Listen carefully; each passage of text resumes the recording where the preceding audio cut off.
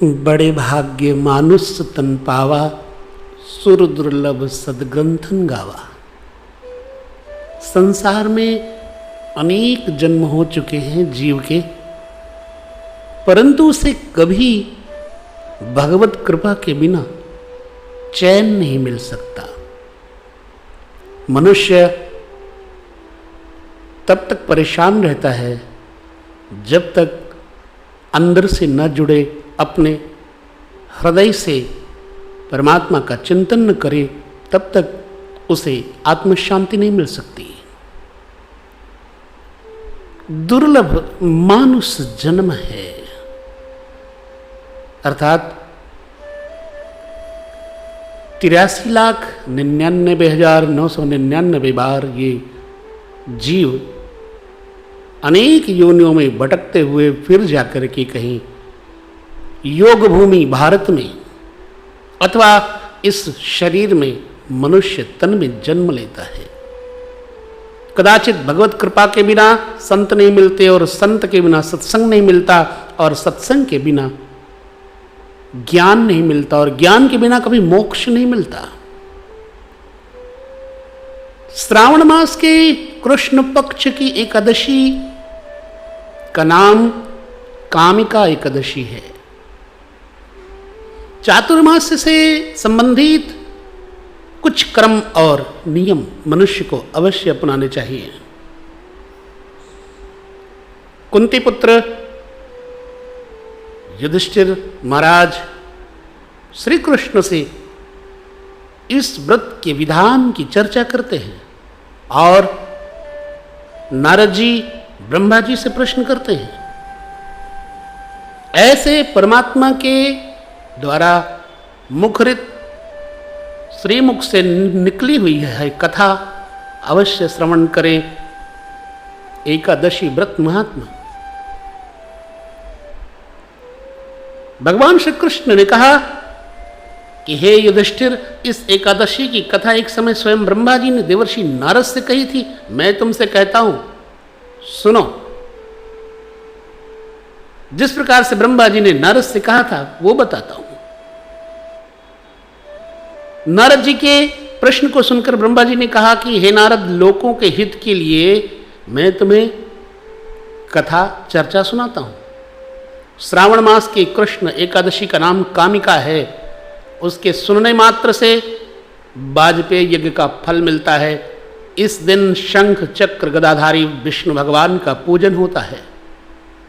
जिनके नाम श्रीधर, हरि, विष्णु, माधव, मधुसूदन हैं, उनकी पूजा करने से जो फल मिलता है वो मैं बताता हूं। जो फल गंगा, काशी, नैमिषारण्य और पुष्कर स्नान से मिलता है वो विष्णु भगवान के पूजन से मिलता है। जो फल सूर्य और चंद्र ग्रहण पर कुरुक्षेत्र और काशी में स्नान करने से तथा समुद्र, वन सहित पृथ्वी दान करने से और सिंह राशि के बृहस्पति में, गोदावरी और गंडकी में स्नान करने से भी प्राप्त नहीं होता, वो भगवान विष्णु के पूजन से मिलता है। जो मनुष्य श्रावण में भगवान का पूजन करते हैं उनसे देवता, गंधर्व और सूर्य आदि सब पूजित हो जाते हैं। अतः पापों से डरने वाले मनुष्यों को कामिका एकादशी का व्रत, विष्णु भगवान का पूजन अवश्यमेव करना चाहिए। पाप रूपी कीचड़ में फंसे हुए और संसार रूपी समुद्र में डूबे मनुष्यों के लिए इस एकादशी का व्रत और भगवान विष्णु का पूजन अत्यंत आवश्यक है। इससे बढ़कर पापों के नाशों का कोई उपाय नहीं है। हे नारद, स्वयं भगवान ने यही कहा है कि कामिका व्रत से जीव कुयोनि को प्राप्त नहीं होता और जो मनुष्य इस व्रत के दिन भक्तिपूर्वक तुलसी दल भगवान विष्णु को अर्पण करते हैं वे संसार के समस्त पापों से दूर रहते हैं। विष्णु भगवान रत्न, मोती, मणि तथा आभूषण आदि से इतने प्रसन्न नहीं होते जितने तुलसी दल से प्रसन्न होते हैं। तुलसी दल पूजन का फल 4 भार चांदी और 1 भार स्वर्ण के दान के बराबर होता है। हे नारद, मैं स्वयं भगवान की अति प्रिय तुलसी को सदैव नमस्कार करता हूं। तुलसी के वृक्ष को सींचने से मनुष्य समस्त यातनाओं से छुटकारा प्राप्त हो जाता है मनुष्य को, और दर्शन मात्र से मनुष्य को समस्त तीर्थों के स्नान का फल मिलता है। कामिका एकादशी की रात्रि को दीपदान तथा जागरण के फल का महात्म्य चित्रगुप्त भी नहीं कह सकते। जो मनुष्य इस एकादशी की रात्रि को भगवान के मंदिर में दीपक जलाते हैं, उनके पितर स्वर्गलोक में अमृत पान करते हैं, तथा जो घी या तेल का दीपक जलाते हैं वे 100 करोड़ दीपकों से प्रकाशित होकर सूर्यलोक को जाते हैं। ब्रह्मा जी कहते हैं, हे नारद, ब्रह्म हत्या तथा भ्रूण हत्या आदि पापों को नष्ट करने वाली इस कामिका एकादशी का व्रत मनुष्य को यत्न के साथ करना चाहिए। कामिका एकादशी के व्रत का महात्म्य श्रद्धा से सुनने और पढ़ने तथा व्रत से समस्त पापों से छुटकारा मिल जाता है मनुष्य को। तो ये रही कामिका एकादशी की चर्चा। आप लोग वैष्णव हैं, इसलिए इस कथा को श्रवण करते हैं।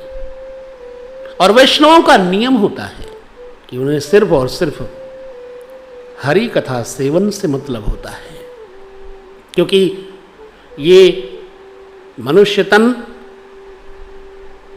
दुर्लभ है, धन दुर्लभ नहीं है, क्योंकि धन तो पापी के भी हो जाता है। सुत धारा और लक्ष्मी पापी के भी होए, संत समागम हरि कथा तुलसी दुर्लभ दोए।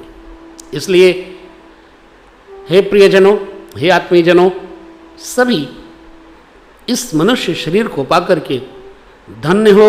और धन्य तब होंगे आप जब आप निरंतर अपने चित्त को भगवत चर्चा श्रवण करने में लगाए रखेंगे और संतों का संग करेंगे। तभी आपका चित्त शुद्ध होगा, और चित्त शुद्ध होने पर आप शांति को प्राप्त करेंगे। और जो शांत व्यक्ति है उसी की मृत्यु सत्य में पूर्णता को, ब्रह्म को प्राप्त करती है। शरीर का मरण अवश्य होगा, परंतु आत्मा अजर अमर अविनाशी है, और इसका अनुभव सिर्फ आत्मज्ञानी को, श्रद्धालु को ही प्राप्त होता है। इसलिए हर चेष्टा धर्म के लिए करना आवश्यक है। बस यहाँ तक। इसके बाद मैं आपसे लेता हूँ विदा। अगली कथा में पुनः मिलेंगे, तब तक के लिए जय श्री कृष्ण।